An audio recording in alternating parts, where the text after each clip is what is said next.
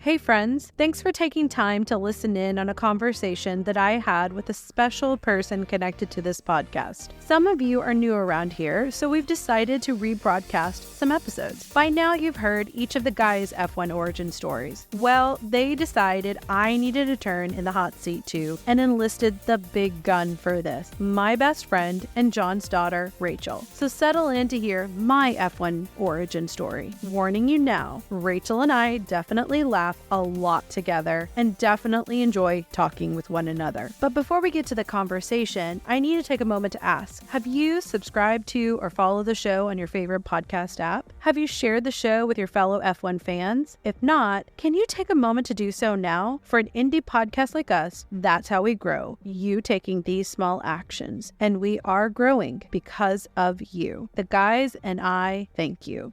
Hope you enjoy our conversation. Hey friends! No, that's not Sabrina's voice you're hearing. I'm Rachel. I am Sabrina's best friend. I am also John's daughter. Today there are no guys allowed. It's only two girls talking Sabrina's backstory on Formula One.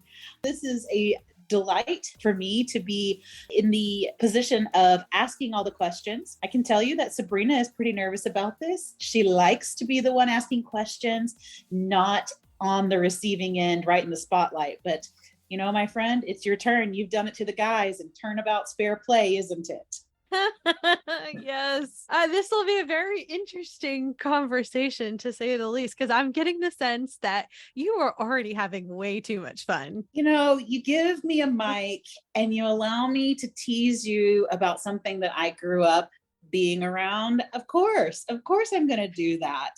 So, you know, no more two guys today. Guys, Dad and Dick, you guys are out. It's just us girls talking about race cars, because what else is natural from two girls who grew up in Texas than to talk about race cars, right? That's right. Oh, Much less goodness. Formula One. Let me say this. We're probably going to be the longest of the three interviews because you and I can definitely talk. We enjoy it. Your husband knows that. So that gets us to the first question of, you know, first of all, and of course, some of these things I know, and I'll just tell the audience that it really is funny to have seen Sabrina grow into this, because she didn't even know what Formula One was. And now you're like obsessed. But how did you figure out what Formula One was?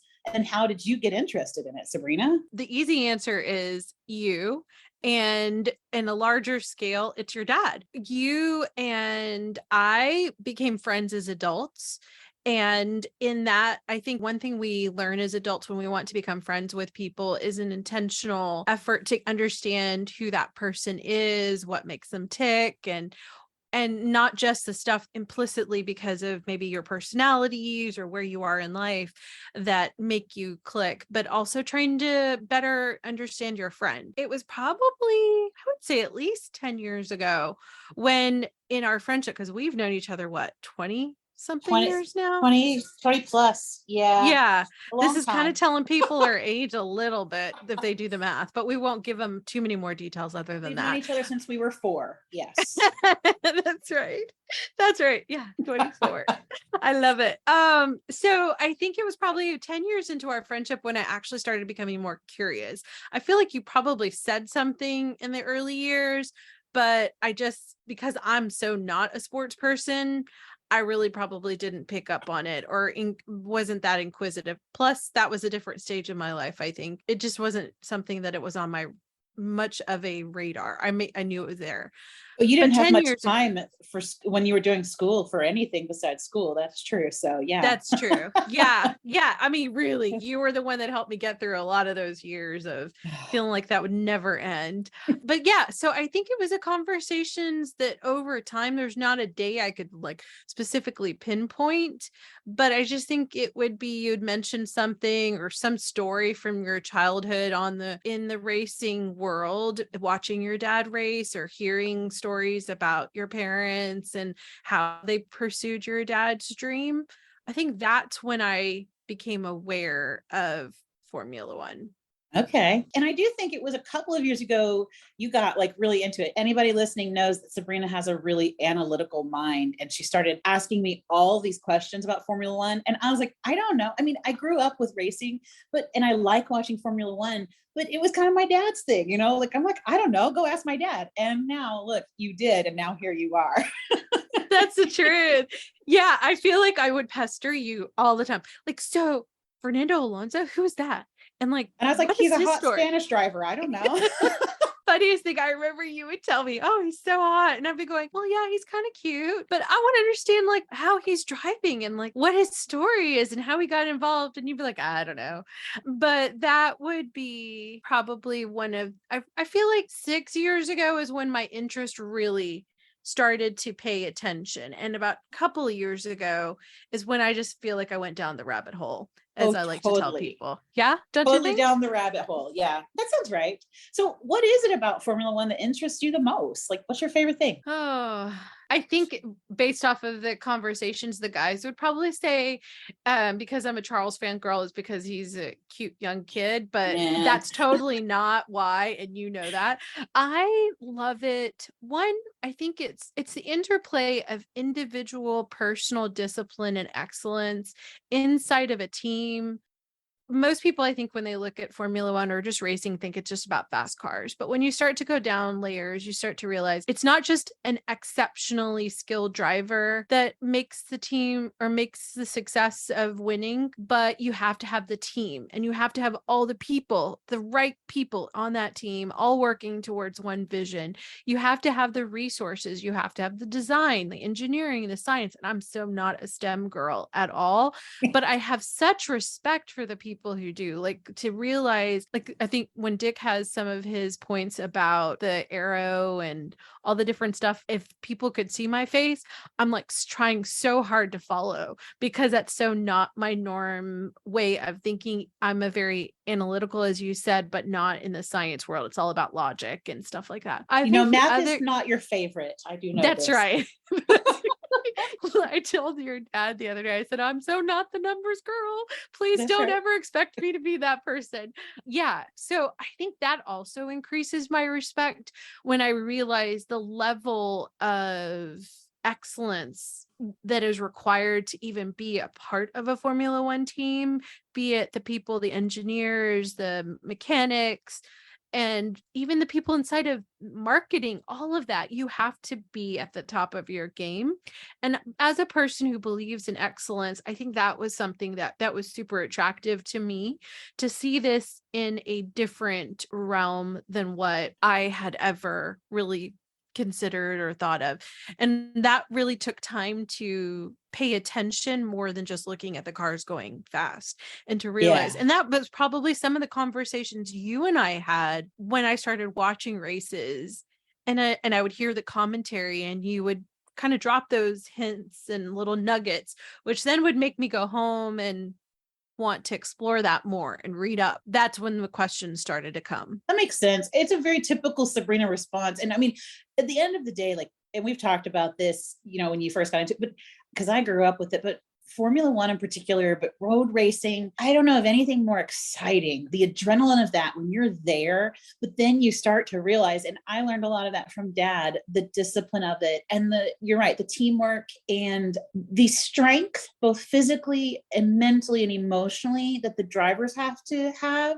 But it's funny, you approach it in such a typically Sabrina way, because you got excited about it. And then, you just went and you've learned everything you could about it and absorbed all of this info. Knowing that you've gone down that rabbit hole and looked at all this stuff, what do you think is the most surprising thing so far? I don't think until we probably even started this podcast and I realized the calendar of F1, especially with 23 races and the content creation we're trying to do for the podcast, I don't think I fully had empathy for what's happening amongst the teams, amongst anybody part of that traveling circus. As the audience member, especially those of us who haven't gone to a race, you're just watching it on TV. You just turn it on and then it's there and you get to enjoy it and then you turn it off. But you don't necessarily think about everything that's happening every day, all day long across the globe to make this happen, be it the logistics to move the stuff to one location to the other, that, they're handed off by the team to a logistics delivery, to the person who's in charge of food delivery and food preparation for the team to ensure that there's healthy food for the team members. And then you think about all the front aspects, the driver and all of that, and how much dedication they have to be at the level of skill that they need to be every time they go out to race. I think that kind of endurance and discipline was, as I unpacked it, I intellectually knew it, but now with us trying to match that in our little way, I think it surprised me how exhausting that can be. And it It's just all only made me want them more. right? Yes. It's very consuming. Like I find myself, because as you know, I'm so information gathering kind of person. I'm like constantly reading articles and listening to other podcasts and commentary to better understand. And I realize that's my little way of being a part of F1, but I can't even imagine for the rest of those people who are doing the actual F1 experience that we as spectators get to enjoy.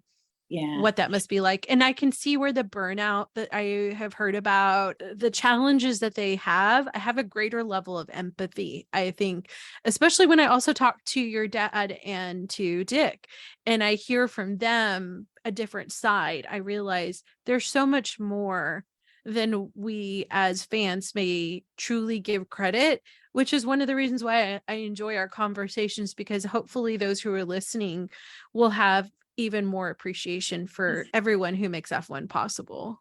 Yeah, I've enjoyed that in listening to y'all's podcast too, as far as there are, I think in almost anything in life, but especially in a lot of business ventures, there's always a lot of people behind the scenes doing a lot of the work. But it's interesting to hear about all those different facets. And it's exciting to think about how American fans can get involved in F1. I mean, you could talk about mechanics, you could do karting stuff. There's also the business aspect of it. There's the sponsorship part of it, right? There's so many pieces, there's advertising. So that's interesting to see all of that.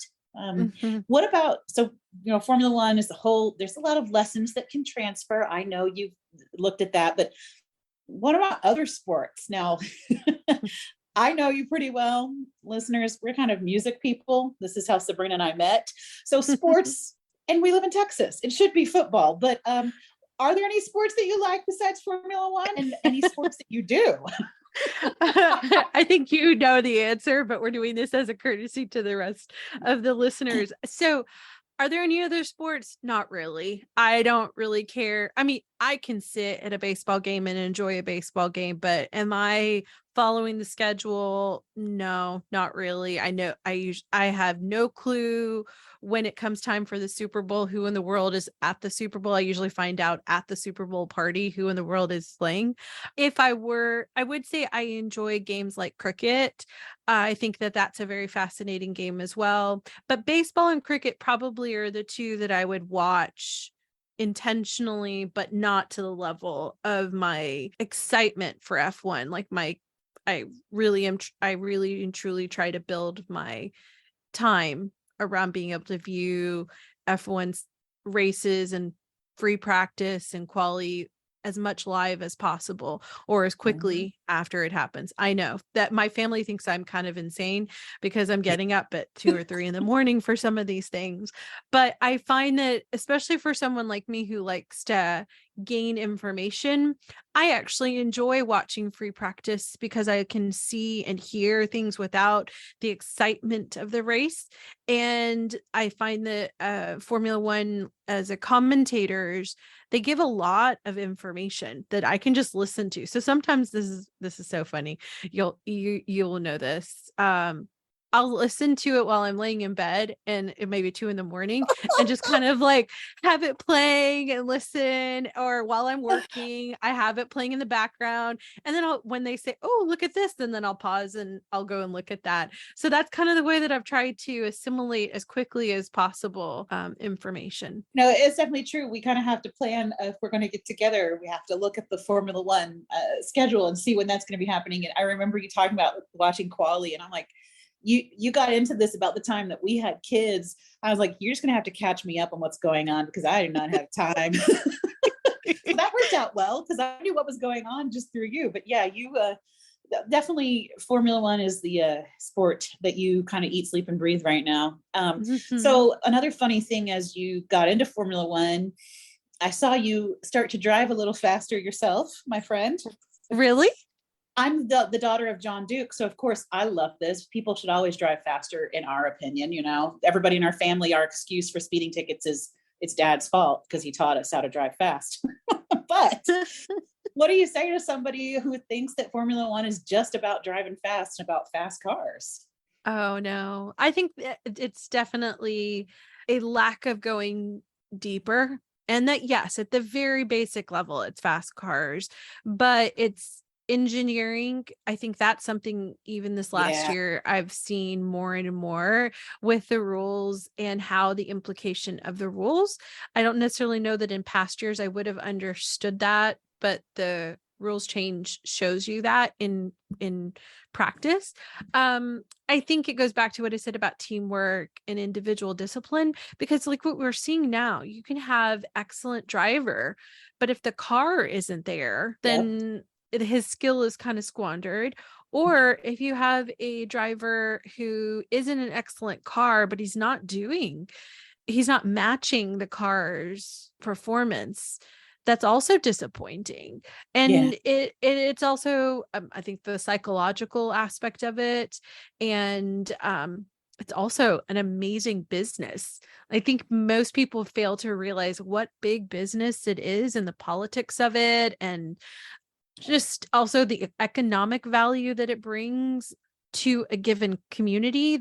Those are all things that I think that when we step away and look at the larger picture and just evaluate it for what it's bringing each week that we have it, it's kind of amazing. I would totally agree with that. You know, we grew up watching Formula One, and there's a rich history there that we saw. Also, as Americans, I love the fact that you can see other parts of the world. You know, my husband's from Belgium. He loves watching the Belgium race. We get to see his home country, and it's pretty. It's, you know, some of these tracks are impressive tracks, and it's also just pretty. So that's just a perk to me. But you're right. It's much more than about fast cars, because if it was just about fast cars, anybody could get behind the wheel and do it, right? Right. Oh, and that's a great point about the beauty of the places that you get to see. I was watching the Baku race with some friends who have never paid attention to motorsport, let alone Formula One. And that was the thing that they kept pointing out. Wow, we're getting to see all this beautiful scenery around as it's flipping back and forth, especially during free practice, because I made them watch all of that with me that weekend when we were all hanging out. I'm shocked, I tell you. It's like a little transportation away from yourself, out of wherever you live, to someplace different, into a whole different world with a lot of discipline. And you brought up the mental preparation. That's one thing that I became aware of as dad was in the sport. And that really is one that just has always impressed me. It's not just the physical discipline, which is insane, but the mental part of it. And what it takes for people to get to that level, and how many people it takes to get there. I find that fascinating, just from a human standpoint of a psychology standpoint of how do you get people to get to that next level, or to perform at this high level and be successful. You know, we're going to shift gears. Pun, not, but I keep thinking, as we've kind of talked through some of these questions, I keep thinking of, I think it's Nico Rosberg. Isn't he the one that retired after he had won the championship? Yeah. You know, he just Lewis's former teammate. Yeah. And he talked about how he said, I've been a champion. I know what it takes to be a champion. I've done it. Now I want to go on and live my life. That is a really great summation of the Formula One world. I think, you know, he's still involved. He does interviews and things like that, but he's just stuck in my mind as we've talked about some of these questions. So I don't know. There you go. Well, yeah, because I think Formula One creates principles in people who are engaged in it, whatever the role they do, that are truly transferable outside of that that industry and that world. So I can see where Nico would say, I've achieved the pinnacle. I'm now ready to go on and take these skills elsewhere. And we see that with, I think we'll eventually see that in a greater way, but we've already seen it with Seb. I think he's trying to take that stuff elsewhere. Yeah. Absolutely. And yeah, you're right. You and I have talked about how, that's a podcast for a different audience, but we've talked about some of the things in Formula One and how, and just in team sports and that sort of stuff, how it's transferable into the professional world. It's definitely insightful there. Now let's talk about how, we in the US have gotten really into Formula One. I have to say that I've told people about this podcast, we talk about Formula One, and I put a disclaimer that I was a fan of Formula One before it got as popular as it is now, before Drive to Survive and all of those things. I don't think it's a bad thing, but it was, it was my growing up years. It was what we ate, slept, and breathed for a while as kiddos. We would always be at the racetracks on the weekends. But knowing that it's expanded, what are your thoughts about the changes Liberty is making? You like it? Don't like it? What do you think? It's interesting because I also give that qualifier that you do. I'm not a Drive to Survive fan result to F1 because I do think, oh, go ahead. Oh, sorry, I was just saying, it's like we were cool before it was cool, right? Isn't that an old country song? Yeah. I think I was F1 before F1 was cool. That's right. Well, I think I said that to your dad the other day and he just chuckled. So yeah, I think it's interesting. Here's where my trajectory to F1 was already in progress when this happened. So I think I want to make sure that it's distinct, but I don't dislike what's happening with a Drive to Survive, and I realize that it comes as a result of many of the efforts that Liberty is making. I don't know that if I had watched, because of who I am, I don't necessarily know that if I had actually clicked onto the Netflix series, it would have resonated with me. I'm not a person who goes looking for drama. If anything, I'm always trying to bring down the volume of drama in my life. And most stuff that I tend to watch on streaming services tend to be like fictional or documentaries, like kind of the either end of those extremes. I really probably only started watching it because I started hearing people talk about it in the F1 world, kind of in a derogatory term. And I thought, well, I better go watch it. I watched it and I didn't dislike it, but I didn't like it either, because it's kind of like, I'm trying to think of the analogy. It's like you get something that is just a little slice of the bigger thing that is so much better, and you're going, well, I already have the better option. I don't really need to go and take the lesser one. But if all that you've ever been introduced to is Drive to Survive, and that now gets you into the world of Formula One, I don't begrudge that. Like, I think that's great. I think it's wonderful that Americans are starting to realize the sport exists and that this world of motor racing is fairly substantial and lengthy in history, and that it's global. And this in an era right now where I feel like the world is so divided, not just in our country, but over around the globe. We're all just so, I would love to see something like this bring people together. Like, I think to me, Formula One sometimes feels like what I would hope the Olympics can do every 4 years, but Formula One can do every year, is this patriotism in a healthy way, this pride of excellence, people going for their dreams. I mean, who wouldn't want to cheer on somebody like that? That's encouraging to all of us to go out and pursue our dreams and to do our best and to work well with others and to have competitiveness in a healthy way. So in that sense, I do appreciate that a vehicle has been given as an on-ramp for Americans to join into the world of F1. Because of course we've had things like NASCAR and IndyCar, which are all great. I've never really had any interest to watch any of that. And I think that what I like about Formula One is the fact that the reach is so substantial, and I can connect. Like, I have a cousin in England who watches it. I have family that live in the Middle East. I have family that live in Australia.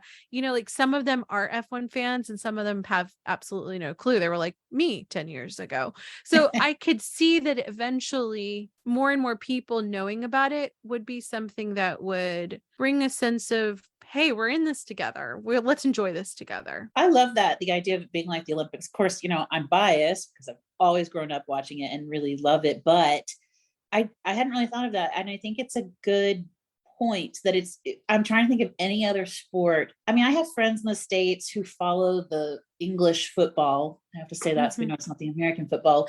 The most I know about that is from watching Ted Lasso. Like, it's harder to get in. Even football, I think, is kind of centralized to Europe. It's not, I don't think Australia has football leagues, but Formula One does have that ability to be a global connection point. And I think, things like Drive to Survive and Liberty's efforts, it's a jumping off point. And so it is exciting to see Americans get more involved in it.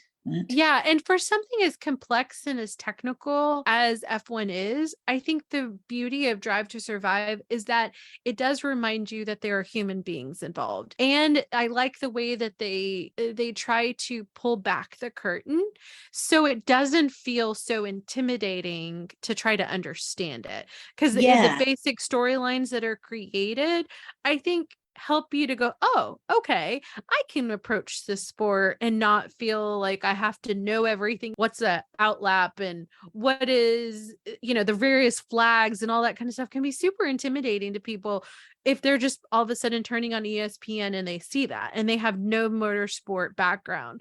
But Drive to Survive makes it where at least you can sit down and enjoy the race at the very minimum and have somebody to cheer on or a team to cheer on.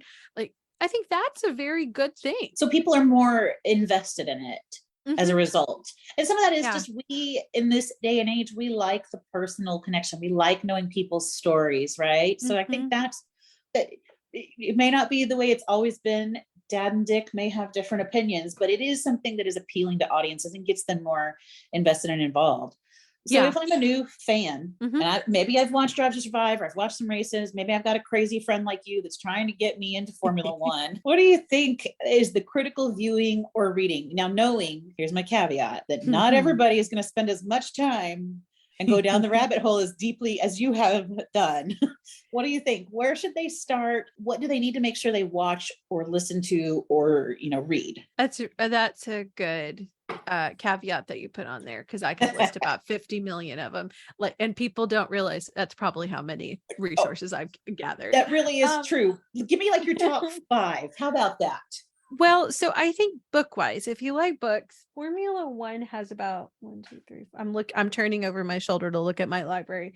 There are about 6 books that I found that are essentially Formula One, I guess maybe Liberty Media, but it's a guy named Maurice Hamilton seems to be the main author, and it's beautiful photography inside of there, photographs from the 1930s, but it's a series of different topics.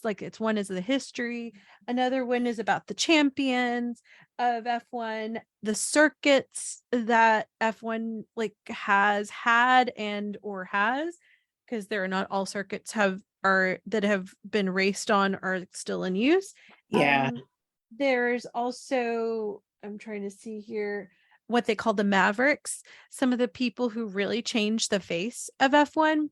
I think that series of books is super helpful. I went and read about Fangio and Graham Hill and all these people from eras that we just don't really hear talked about, even if you're watching the races and the commentaries, unless you have someone like a Martin Brundle or a Jackie Stewart come on. There's really not often time. I don't think it's they don't want to talk about it. There's just not enough time to talk you're in about the midst of that race. Come on now, we can't talk about history, have a history lesson. Correct. So but to have an appreciation, Maurice Hamilton is pretty much the consistent guy who writes all of it. Different people are coming in and co-writing it with him. But what I love about it is that to have an appreciation of where Formula One is today, I think you have to understand where it started, how the cars originally, what did the term formula mean, and like Formula Libre, I think, is one of the ones where it was very basic rules, very general, and how much flexibility was given for the constructors. And like that in and of itself was very illuminating to realize what I see now as all of these rules, and they even go to lawsuits over some of this stuff, to realize that the beginning stages, it was people sitting on hay bales on the side of streets as these cars were going, like that's really kind of cool. And realizing the level of danger that people are putting in. And I know for people who have listened to Dick's backstory, he talks about that in some of the movies that he recommended that people watch. The other thing that I would recommend to any person who is getting involved is actually to go find YouTube and put in questions that you have about a term or a concept. And there are some exceptionally good Formula One focused YouTube channels. I'm trying to think of one. One guy is based out of Australia. I don't have the link, but I could probably put that into the show notes. I think his channel is called Perspective. The other one is CY Motorsports. He does a really great job. He's based out of the US. There's a couple of podcasts that I listen to almost religiously. I love Beyond the Grid with Tom Clarkson. I'm a bit of a fangirl of Tom Clarkson. I know that's a journalist, but I've noticed that. Yeah. I think he's an exceptional journalist when it comes to F1. The way he just lets the person he is interviewing go where they want to go. It's clear he's very comfortable with the topic. And then there's also the F1 Nation that I find that when they do theirs, it's a hodgepodge of different people. That's really great. And Sky Sports has a podcast that I also think is very good. It's usually 3 to 4 people that are on the virtual panel that'll talk about whatever has happened this week. And so I think this is, again, another thing that I think Liberty Media has done well in pushing the sport to have more content created for those of us who are coming in. And you just have to take the time to figure out which one suits your style of knowledge gathering and like who you like to listen to. But I think that they have done a good job of also putting a diverse group of voices that represent F1 people who are former drivers, people who are journalists who love the sport. I think that helps, again, as an equalizer for those of us who are coming in. Yeah, we're seeing more women, which is exciting. Again, as somebody who's been around this for only about 20 years, right? Because I'm only 24, but yes, it's exciting to see the diversity that they're bringing. So that's nice. Yeah. All right. So let's talk about just this podcast in general a little bit, which was my dad's kind of idea. Dad's a big idea person. That is true. So why did you accept the invitation? And I'll just add the funny story. So Sabrina and I have known each other a long time. She's known my folks a long time. And she said, I'm going to do this with your dad. I'm going to have to call him John. And I was like, yep, it's about time.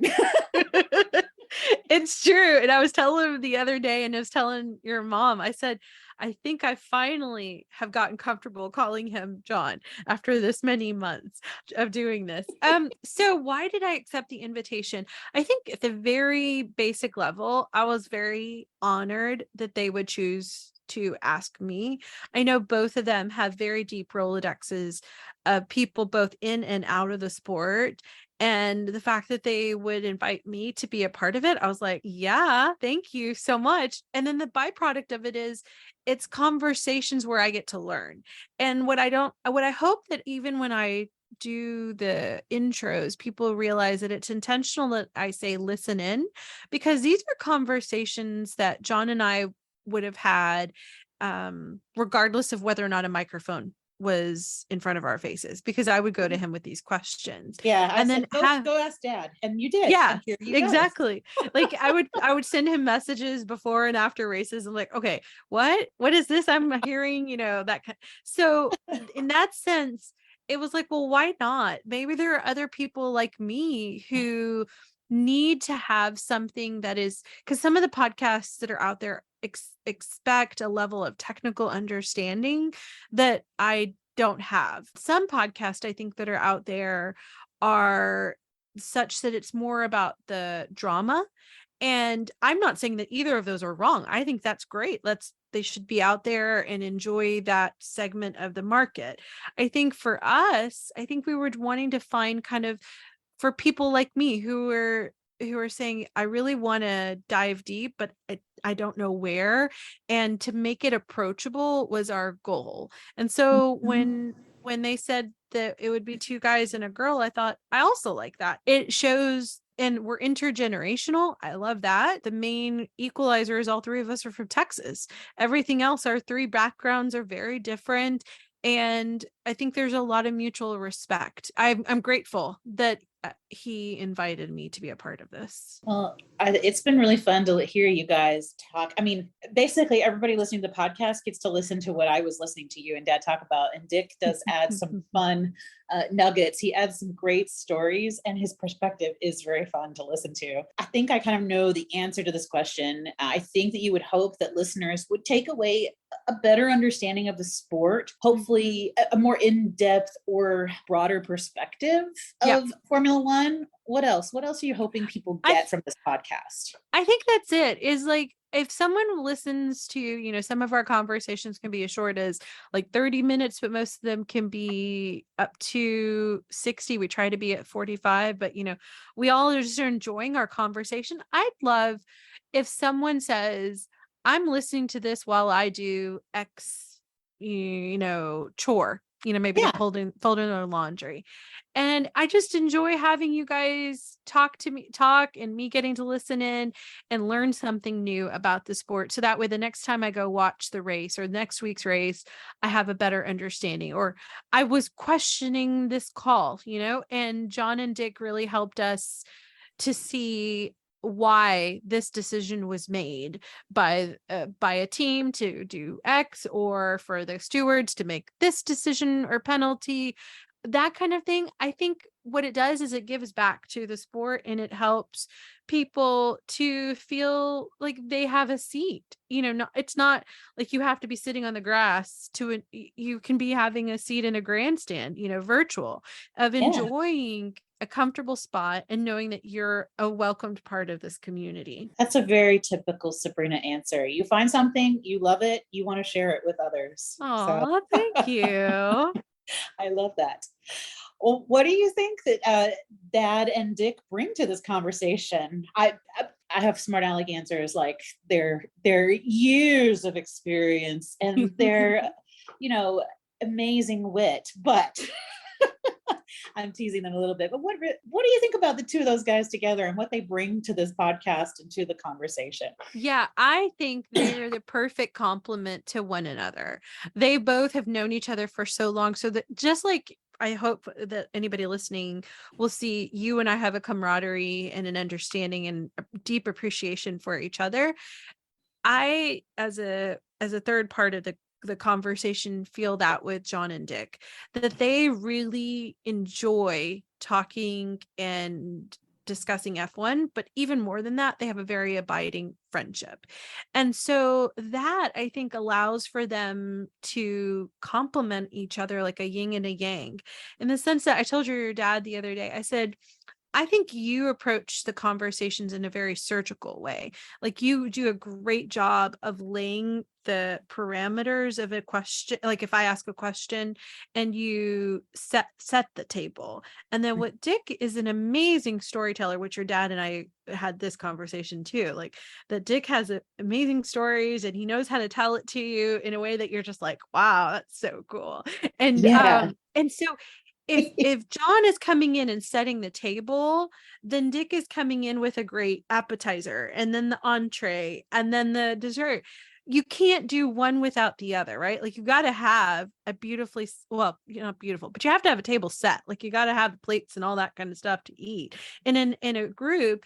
And the flip side is you got to have the meal. So one without the other, I don't think would make sense or be as strong as what I feel like I'm saying this with all humility, but I feel like the content would not be what it is if we didn't have both of them to bring that No. conversation. And what I love about the two of them is when I ask questions, they never make me or any other person who might be having it feel dumb. They're wanting to transfer the information that they have gained from their experiences to those of us who are new because they believe in the sport. And I think that's a commendable thing because sometimes people can be kind of like, well, you just need to figure it out yourself. Or, well, how dumb are you for not understanding this basic concept? Well, it's not, if you haven't grown up with it, there's no reason for you to have been able to analyze and come to that same thing. Yeah. Or if you've not experienced it, why would you know that answer? So I hope that the audience sees and feels that just as much as I do. Yeah. I love the fact that you all three have such a diverse background, and your backgrounds and your experiences with the racing world and with Formula One and just in life, they color all of that. So it's a very rich, and I of course, again, I'm biased, but it's educational and it is open, and I hope that comes through to people as well. Mm-hmm. We've talked that, yes, this has been a growing passion / obsession for a few years. But talking about this year, which is so wild, we're just not really that far into the racing year yet because it's such a long one. But so far this year, which race do you think has been the best or the most, maybe not the best, but what's been the most interesting? Well, so I will tell you, we're a third of the way through. So we are kind of far in. Still it's impossible. Yeah. Well, I think it's because one, the volume, it just feels like, wow, there's another race. Not that I'm complaining, but it's just shocking. It's kind of great. I'm like, there's so many races. It's going to go on forever. That's right. What is the most interesting? I guess it depends on how we define interesting. Well, it's your podcast. You get to define it. That's really define good. it for yourself. That's right. I don't have to even defer to the guys on this one. I think, well, so Barcelona, I walked away from that race thinking it is probably, especially now that chicane has been removed. And I said this in the race debrief. I was so excited to see them come around that corner. You can't see my face, but I'm like grinning from ear to ear. Every time they came around that corner where the chicane was removed, it was like, and you would see the speed that car was coming around. And I just couldn't get enough of it. I mean, during free practice, it wasn't as high speeds, but during the race and the cameras would whip over to that spot, I was like, that is just awe-inspiring to me. But if I were to talk about race-wise, like, well, no, I think actually I'm going through all of them in my head. I would love to say Monaco because, quali was, oh my goodness, so gorgeous to watch. But what I would say the most interesting aspect of this year to me has been so far is the helicopter camera. And we saw it really obvious at Monaco, but also last week at Barcelona as well. I think it's whatever they've been doing in F1 with that camera mounted and whoever is doing the direction, I think if you spend time looking at it, you realize how different our perception, because we're watching it on a two-dimensional screen. It enables you to have a little bit of a better idea of what these guys are going through on that race, the inclines and the turns and the speed, and then like the jostling for position. I think that was this year for me so far has been the most surprising and interesting, was the appreciation I walk away from each race after watching that camera angle specifically. Interesting. I was thinking, just as you were talking about, that is one advantage we have. I know that I think that folks like Dad and Dick who've been around in a sport may get nostalgic for certain parts of the sport, but we sure do have the technology advantage just from the viewership. Not even talking about the technological advances in the cars, but dadgum, our TVs are bigger.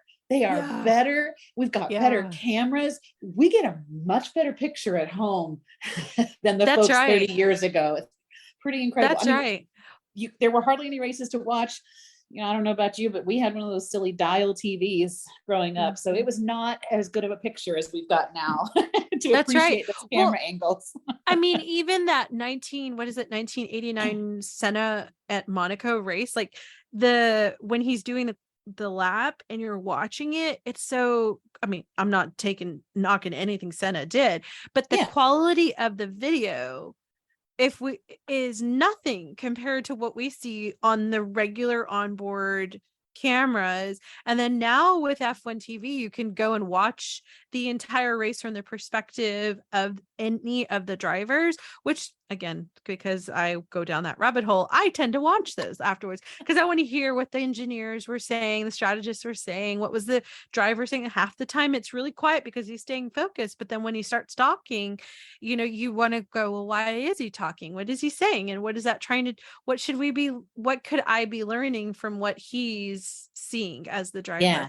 That I think is truly like you said, the technological advancement, which that's another thing that I love about F1 is that it pushes advancement in ways that maybe the general public non-F1 world may not realize. The innovation that happens inside of F1 that transfers into other aspects of our life. I'm really grateful for that. Yeah. No, I agree. All right. So we've talked about the races so far this year, but we know you haven't been to a live Formula One race yet. So if you could pick, this is, I mean, you can't answer all of them, which would probably be Dad's answer. I don't know if Dick would answer that way, but they'd probably say all of them. I want to go to every single one. Can't answer that, but pick your top, like money's no object, time is no object, jet lag is no object. What's the race you want to go see in person? Just one? I'll give you your top 3. Oh, okay. Good. Thank you. You knew I couldn't do it down to one. So, yeah, I think this might surprise our audience that I've never actually been to a race, period, like any kind of motor race. Everything that I know about motor racing is what I've watched online or on my TV. So if I were to look at just F1 Grand Prix, I think it would be COTA, Silverstone, and I'm back and forth on number 3, and your husband would probably push me over to the side of the one that I'm going to list, which is Spa. I also would love, if I could find a way, I would like to put Spa and Suzuka on the same level, but we'll get, since you said 3, I'll let you have a tie for 3. That's fine. Okay, you can get a cheat 4. You always work around it. I know. That's right. I think that COTA is just a fantastic track, especially when I read about like the design decisions that were made and that it was based on some of the more historic tracks and the intentionality. And then I just, maybe because it's here in our backyard, I just really can't wait to get to go to COTA for a Grand Prix weekend. Silverstone, I love it because of the fact that it's the historic race and where most would say F1 began. And then Spa. So I did sim racing. So even though I've not done racing and been in a racetrack, I did do sim racing. And when I did that, I did Silverstone and Spa. And when I did Spa and I did Eau Rouge, I about flipped out because I was like, oh, now I get it. And that's just sim racing. And I understand now, like my appreciation again for the drivers went out the roof, because if a sim was that hard, and they actually said I did pretty good for a first timer, I just really thought, wow, what will it be like? I would love to go and see that track. Okay. Well, you know me, I'm always up for a trip. So let's just figure out, and we're going to have to start saving our pennies. But that's right. I know you would put Monaco at the list. I would, it's just the history of it for me, but I am my mother's daughter too. And take me anywhere to travel and I will go. And you can throw a Formula One race in there. I'm good. Let's let the boys get a little bit older, and then we'll just travel to all the Formula One races all over the world. How about that? I love that. Maybe the F1 people will hear this and, help us out on that one. I mean, we could sponsor. We've got cute little twin boys who would love to go see the Formula One races. That's right. That is funny that you know this, that the boys really don't watch TV because they're only 3, but they do get to watch Formula One races. They kind of even know, they ask if there's a race on for the weekend or not. They want to watch it. So they have their priorities right. Involved. That's right. That's right. So races you want to go see. Good. Mm-hmm. What about, I'm doing like the evil fingers. How about getting you into some performance driving to give you a feel for how fast the F1 drivers are doing? And if you don't want to even drive, how about we just stick you in a car with Dad or Dick and let them, go 100, 150 around a course? What do you think? Yeah. That sounds like a question that Dick would pose to me. I told them, because they both had talked about this. I said, maybe if we get 1,000 subscribers, I would get into one. Because first off, let's put a challenge to everybody. The second part is I would love to get behind. As you noted, I have increased my speed in driving. My sister calls me an aggressive chicken. I always tell her, well, if the chicken is because I don't trust any of the other people on the road. But I know that I would do well if I'm given instruction, I think. And so if I was put on a controlled track or area protected and given some good instruction, I want to believe I could do a good job. I'd just like to film that. So I'll just say, if you guys get to 1,000 followers, I'll make sure that we've got really good video equipment, and we'll put you in the wheel of that car, and, we'll give you some instruction. You definitely didn't grow up with John Duke, who just put you out on some ice when it iced over in Texas and made you go into a spin. So seriously, I didn't know that story. Sabrina. Yes. Okay. Well, I think we've talked about this. Like when I turned, you start learning to drive, you're 15, you get your learner's permit. I was terrified of driving with Dad because he was he was never mean about it, but he's very good at driving. So that's intimidating for somebody who's just learning. And we would go through intersections and he would say, okay, what color was that truck back there? And I'm like, 15. I don't know. There was a truck. He really taught me to be observant and to watch all my mirrors, to watch, not just what's coming up in front of you, but what's going on the side, what's going on behind you. And then we did have one time where there was, it's Texas, there's not a lot of ice, but we had a year that it iced over, and we went out to one of the parking lots over by the local elementary school, and he made John and I both turn the car until it started to slide, and then he wanted us to feel what it felt like and then get out of it, So that's actually been really, those lessons have transferred to my music life when I was performing. It's the idea of performing under pressure, but I would pay some money towards getting you into one of those performance driving situations, get it filmed. So I would love to do that. I mean, I think that, again, that's one of the many things when it comes to what we're talking about motor racing and Formula One. Like, these are things that are lessons in life that we shouldn't discount. People think, especially in America, we think about like the other sports of football and basketball and all those, and they get a lot of attention regarding the skills that can come out for any person who puts in the time to be skilled at that. But I also think that the things you just discussed are very good life lessons of how to perform under pressure and how to make sure that if your car literally is skidding, how do you deal with that so you don't create any bigger of a tragedy, on the literal motorway. So yeah. Well, really, we should do more of that too. Honestly, we should. Everybody should know how to drive more defensively than they do. I grew up with John Duke, but let's put you in some performance going and film it. 1,000 followers. Come on, guys, 1,000 followers, so I can see her scream a little bit too. Come on. What's the thing you most anticipate on a Grand Prix weekend? I mean, I know you love it all. Sabrina really loves something if she gives up sleep to get up and watch it. And especially when you got really down this rabbit hole, I had newborns and I was like, you're doing what? You're going to get up at what time? To do what? No. But is it the qualifying? Is it the actual race? Is it watching the teams? What do you like? The favorite. Now this is favorite. Right, or right. thing you look more forward to the most. So you got to pick one on this one. And I think I have come to realize more and more is that each race pushes the car, the driver, and the team to highlight something different about themselves. So, for example, like I kind of alluded to it in the discussion at Barcelona in the introduction, that you go from Monaco to Barcelona, two very different types of tracks. And one's a street, one's a permanent track. Mm-hmm. And of course, then there were the upgrades that occur.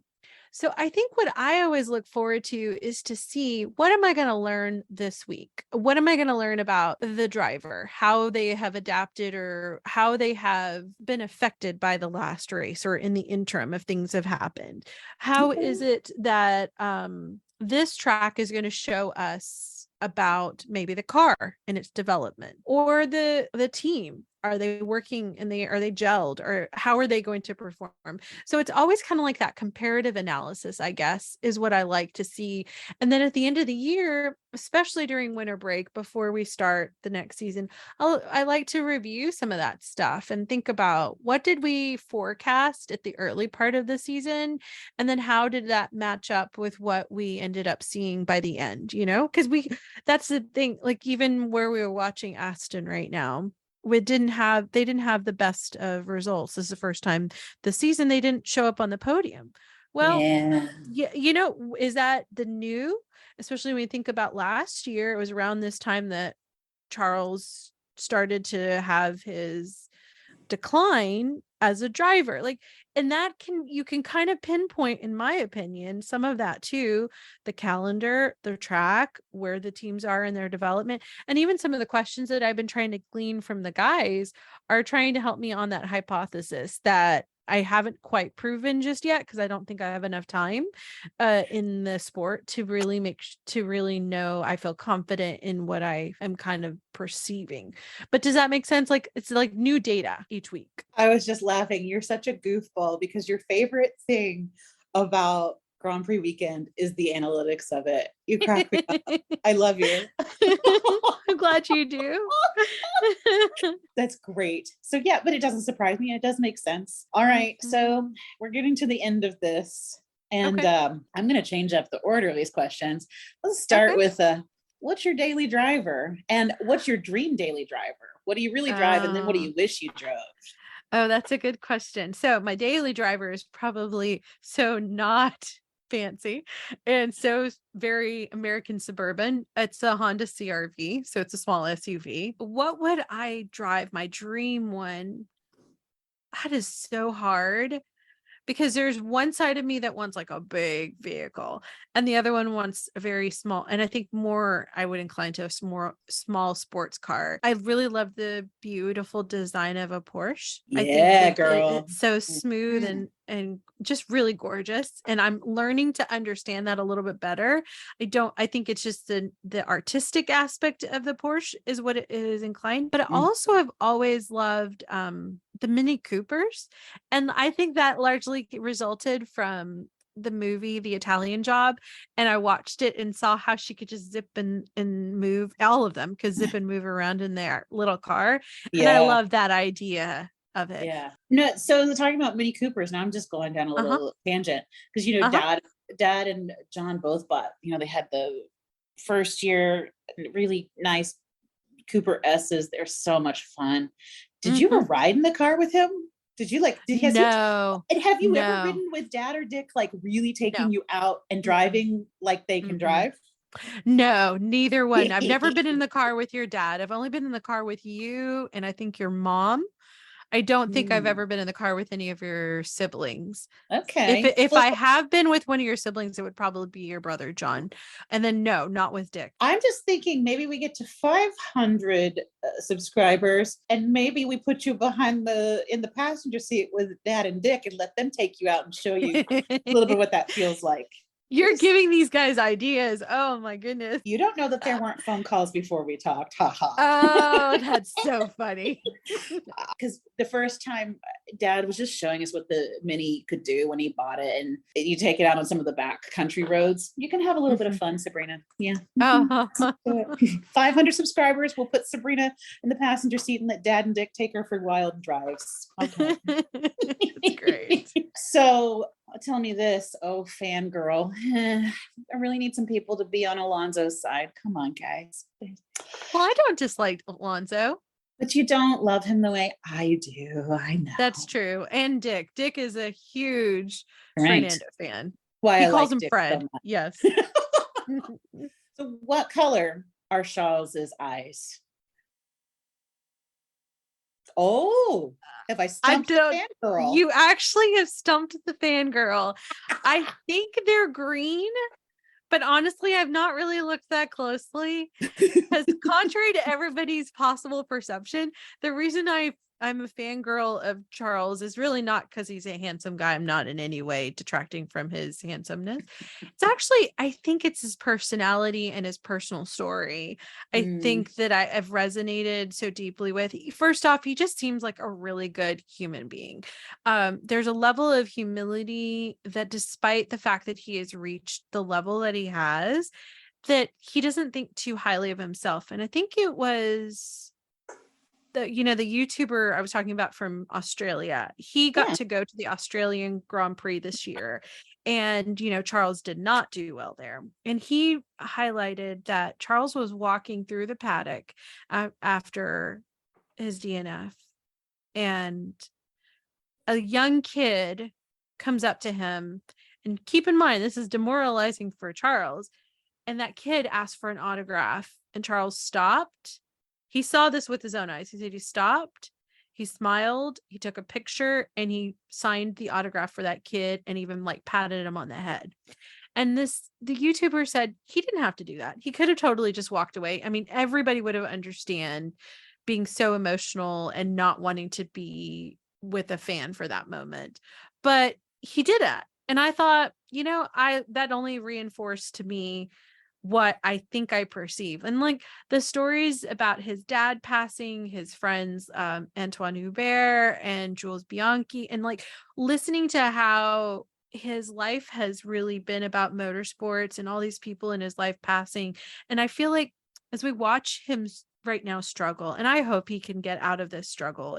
If it's a psychological, I really hope the team will get him the help that he needs, because I really want to see him achieve the aspirations that I feel like the weight he's probably carrying. And maybe that's some of the stuff that I myself can identify with, of people around me expecting me to achieve and wanting to do that, and wanting to always carry myself with a level of humility no matter what I may do, because I'm no better than any other person. And I feel maybe that's where I feel this affinity with the young kid, because I'm not like some weirdo, I'm much older than him.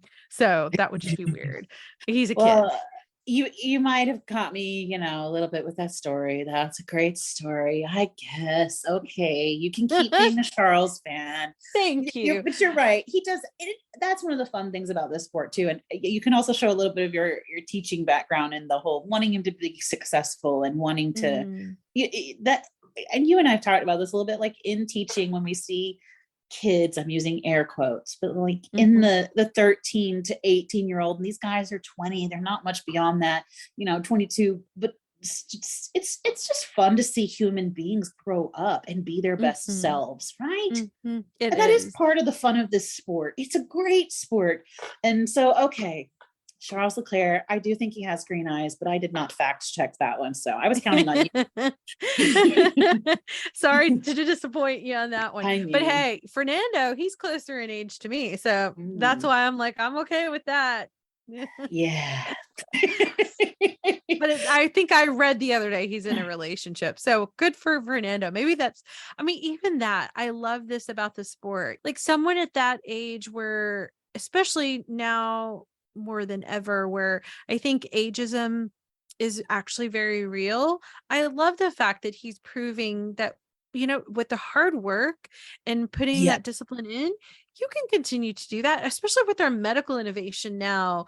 He's got that ability. He could go much longer. And that even Well, goes to the stuff that Dick is doing with Begin Again. And I'm so proud and impressed by his desire to go and pursue his unfinished dreams. yes. Well, it's encouraging to see folks like Alon. I mean, I pick on Alonso because I really like him. I think he's handsome. I think he's a great driver. He's been around a long time, and I've been a fan since he kind of came on the scene. But it's encouraging to see people doing things like that. To hear about, you're right, what Dick is doing. It's encouraging because it means, the rest of us, we're never too old to keep going and doing and getting involved. And in Fernando's case, to be really like performing at a top level, even if you're getting older. That's encouraging for all of us in whatever we're pursuing in life. So last question. Okay. Now, what's more dangerous? Any Formula One track or Woodall Rogers Freeway in Dallas at rush hour and you're late for a meeting? Oh, Woodall Rogers. Hands down. For sure, right? Hands down. The crazies that drive and you're going, are you trying to kill me?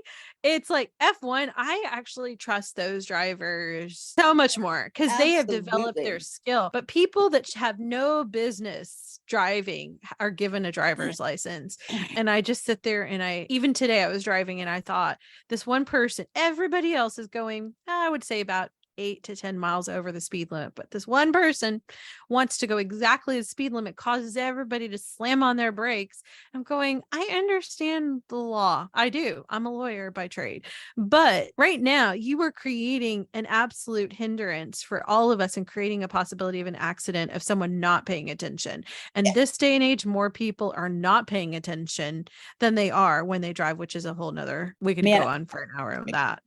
Yeah. Well, I want to say thanks for including me. I hope folks have enjoyed listening to us banter. And I really thank you for being such a good sport about being on the receiving end of questions. I know that's not fun for you. And I'll let you close out your podcast. How about that? Okay. I was going to say, you're sitting here thanking me, but I got to thank you. First and foremost, thanks for being my friend. I'm really grateful that all those many years ago, we struck up this friendship, which is now developed to what it is today and brought this new chapter in my life. And you also were the friend who welcomed me into your family. And so I've always felt like I've been adopted in. I can't tell you thank you enough for sharing the world of racing. And then by extension, now your dad. And then I also have gained another friend through Dick. So in many ways, our podcast wouldn't be happening but for you and the person that you are. So thank you for that, Rachel. And I'm really glad that the guys thought you would be the person to interview because you know me so well. And you're right. It was a very daunting thing to consider that I was going to have to be interviewed, but you made it painless and I've enjoyed it. And if anything, now people get to hear some of our conversations on recording. Okay, friends, what did you think of our conversation? Drop me a line via email, sabrina@2guysagirlandf1.com. Can you help us out? If you haven't already, please take a moment to follow us and give us 5 stars on your favorite podcast app, as well as share this episode with other F1 fans. We know our growth is because of you, and the guys and I thank you. And with that, let me say, we'll keep talking and you can keep listening in because we're just 2 guys, a girl, and F1. For John, Dick, and me, Sabrina, thanks for listening.